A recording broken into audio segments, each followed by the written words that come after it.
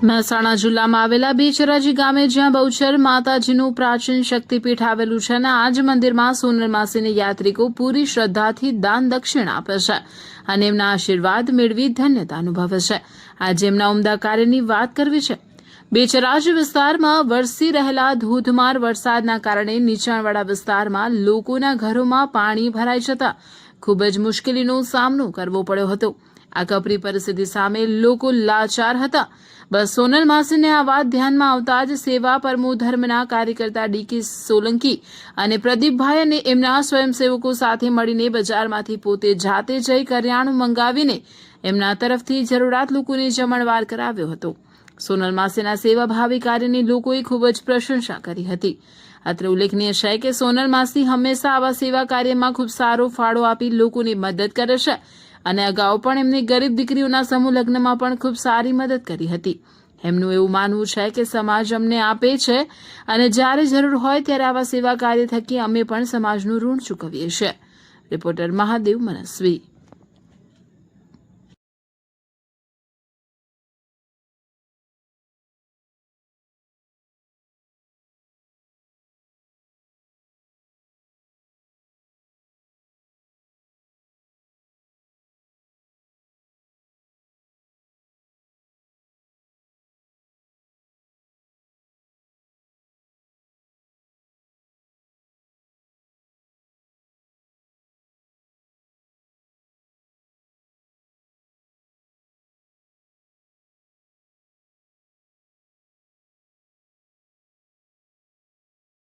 जय सियाराम, जय गौ माता।